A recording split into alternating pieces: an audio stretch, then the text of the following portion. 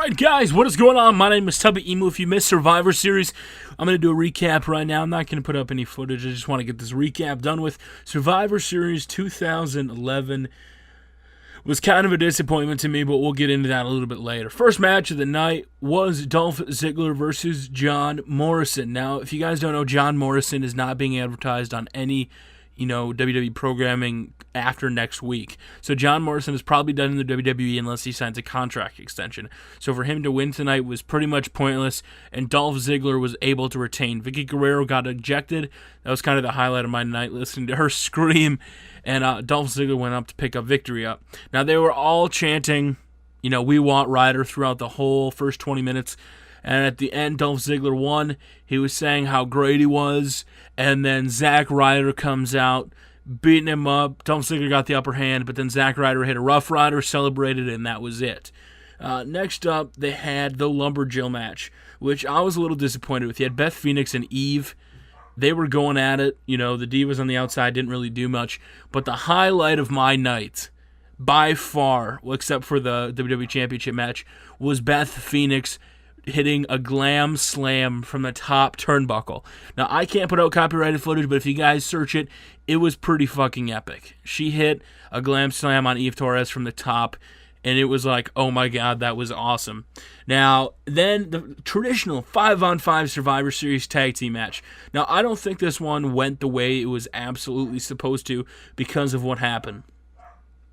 In the end, it was Wade Barrett winning.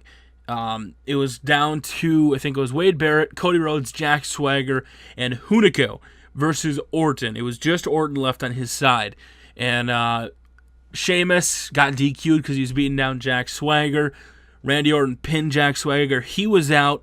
And then Hunico was coming in. He goes to jump on the top rope. Randy Orton RKO's him out of midair. He's out. So then Cody Rhodes is beating him up. Randy Orton hits an RKO on him, knocks him out. But Wade Barrett comes in, hits a wasteland, and that's it. Team Barrett won. But in there, Sin Cara got hurt. Him and Kofi Kingston were running to the outside, and I'm pretty sure it was a botch. I don't think it was fake. I don't think he failed another drug test to have to be out 6 to 9 months. But Hunico legitimately, when he was jumping over the rope, didn't even make it, came slamming down, and they were kind of in shock. So the report from WWE Insider is Sin Cara's out 6 to 9 months.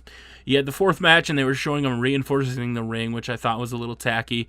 And Big Show, Mark Henry going back and forth. They really couldn't end anything. Kind of the highlight of this match was Big Show did an elbow from the top rope.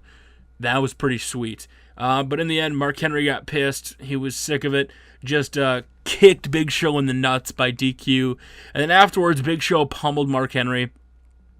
Mark Henry had put Big Show in the chair, and he was going to put him in the Hall of Pain. Big Show moved, and then Big Show put Mark Henry in the Hall of Pain. And Mark Henry was fighting afterwards, and he said it was broke. Then you had CM Punk versus Alberto Del Rio.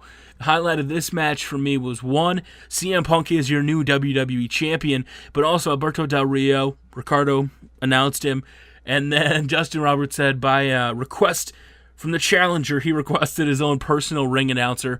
And who else was it? Howard Finkel, the Fink himself, announced CM Punk. CM Punk won with the Anaconda Vice, and afterwards he went in and dived into the crowd, which I thought was awesome. I don't know if security was ready for that. And CM Punk is your WWE champion. Then you had John Cena and The Rock taking on Awesome Truth. The match was very slow overall. It started off very fast where The Rock started. He was hip-tossing people, going at it, and everybody was cheering, "You still got it."